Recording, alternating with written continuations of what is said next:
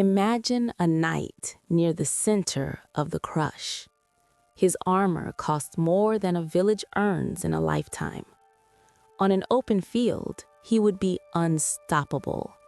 Here, he can barely stand. Power means nothing when you cannot move. The halberd is about to expose that weakness. The Swiss fighter does not aim for the knight.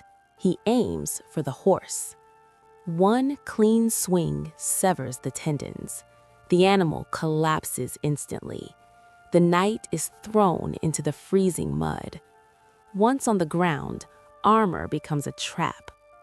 The hook comes next.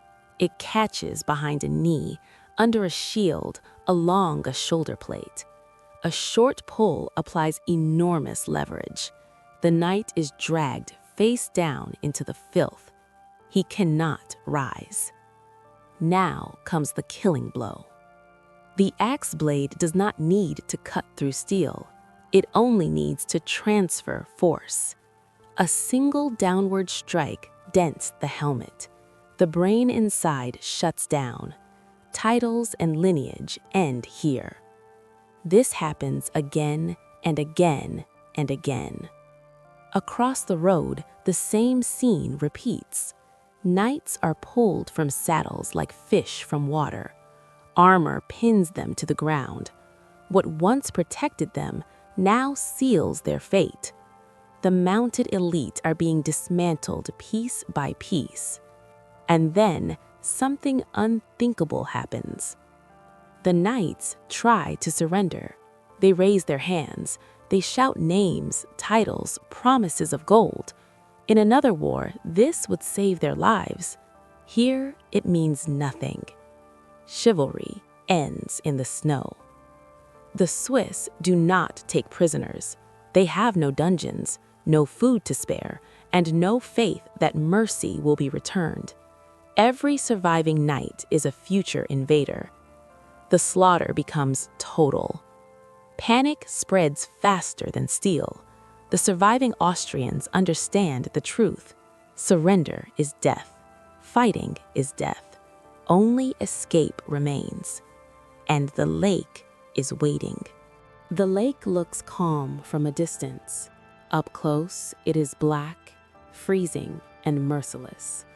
Men stumble into the water wearing 60 pounds of steel. They sink instantly. There is no struggle, only disappearance. This is how nobles die without ever fighting back. Cold water steals breath in seconds. Fingers fumble at buckles they cannot undo alone. Armor drags men downward like anchors. The surface drifts away above them. The elite of Austria drown in silence. The road behind them is no safer. Behind them, the road is blocked by their own dead. Wagons are overturned. Horses scream and collapse. The column has become a prison built from ambition. No formation can survive this. The Habsburg army is finished. At the front of the column, Duke Leopold watches his world collapse. The confidence is gone. The banners mean nothing. Survival becomes the only objective. A prince becomes a fugitive. Leaders rarely die. They escape. His guards force a path through the wreckage. Men are shoved aside to clear an escape. Honor disappears. Only speed matters now. Leopold rides away from the slaughter he caused. The silence that follows is heavier than noise. By early afternoon, the screaming stops. Snow is stained dark and uneven. Broken armor lies everywhere. Nearly 2,000 Habsburg soldiers are dead. The Swiss have lost barely a dozen men. Europe will not believe these numbers. Survivors limp back with more than wounds. They bring stories. Stories of peasants who could not be stopped. Stories of knights butchered without mercy. Fear spreads faster than truth. The myth of invincibility is dead. The Swiss strip the battlefield. Armor becomes wealth. weapons become tools, gold funds independence, victory becomes infrastructure, and Europe starts paying attention. Across Europe, rulers read the reports in disbelief. Heavy cavalry was supposed to dominate forever. Morgarten proves the equation wrong. Discipline beats lineage. Terrain beats titles. This victory creates something new. The Swiss understand something important. Their land is poor, but their soldiers are valuable. Very valuable. A new export is born. Europe is about to hire its nightmare. Swiss soldiers begin appearing far from home.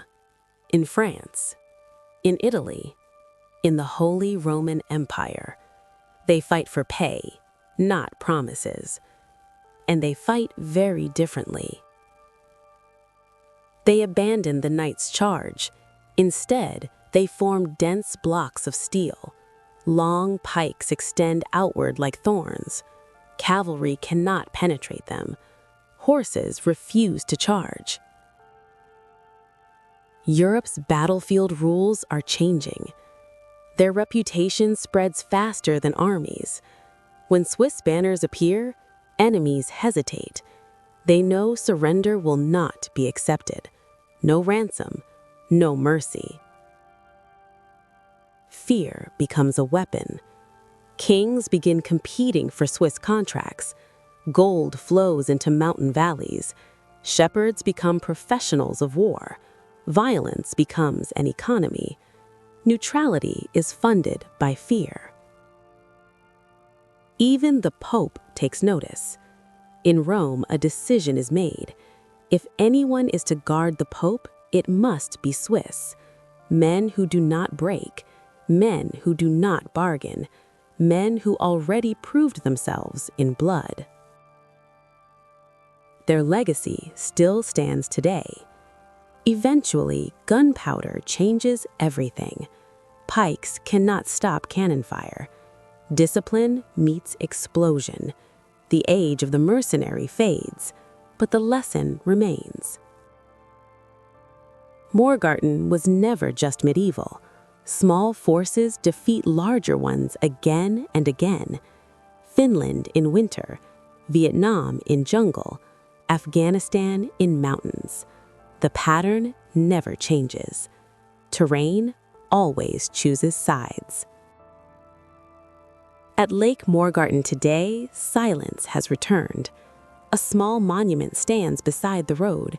Carriages pass where knights once died. The water looks peaceful.